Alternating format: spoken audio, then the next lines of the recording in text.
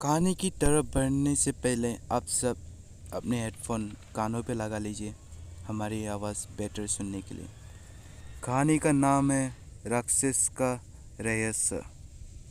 ये कहानी एक ऐसी गांव की है जो कभी एक हंसता खिलता गांव हुआ करता था और आखिर एक राक्षस के श्राप से एक गांव किस तरह खौफ की चपेट में आ गया पता ही नहीं चला।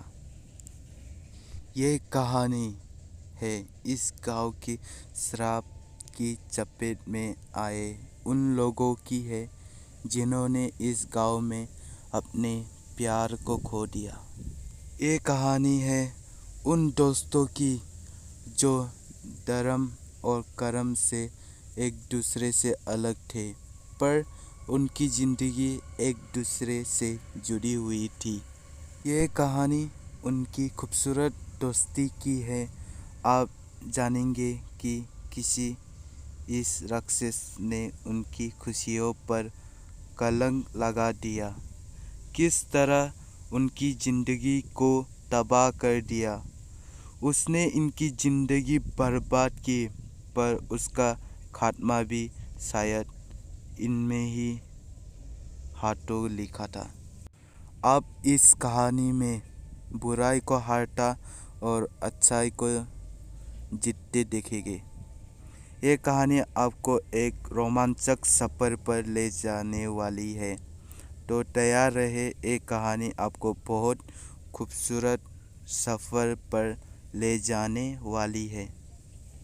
ये कहानी शुरू होती है घुमुट नाम के गांव से, जो काफ़ी हरा भरा और खूबसूरत गांव था।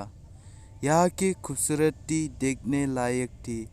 यहाँ बड़े बड़े पहाड़ थे, झील थे।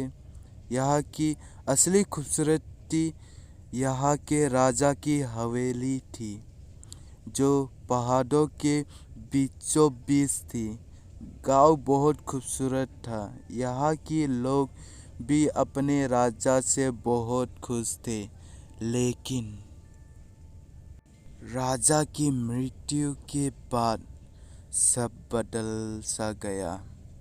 अचानक से गांव से रोज एक लड़की गायब हो जाती और सुबह गांव के बड़े पीपल के पेड़ के पास उसकी लाश मिलती। गांव काफ़ी दहशत में आ चुका था। जो भी उनका मरता था काफ़ी बेरहमी से मरते। ये सिलसिला ऐसे ही चलता रहा। रोज़ 5 बजे के बाद जो भी लड़की अपने घर से निकलती थी गायब हो जाती। गांव में 5 बजे के बाद काफ़ी सन्नाटा छा जाता था। कोई भी अपनी बहू बेटी को बाहर ना जाने देते। गांव में ये शोर मच गए कि एक बहुत बड़ा और विशाल राक्षस है जो लड़कियों को उठाकर ले जाती है। राक्षस का कहर इस हद तक बढ़ गया कि गांव आधा वीरान हो चुका था।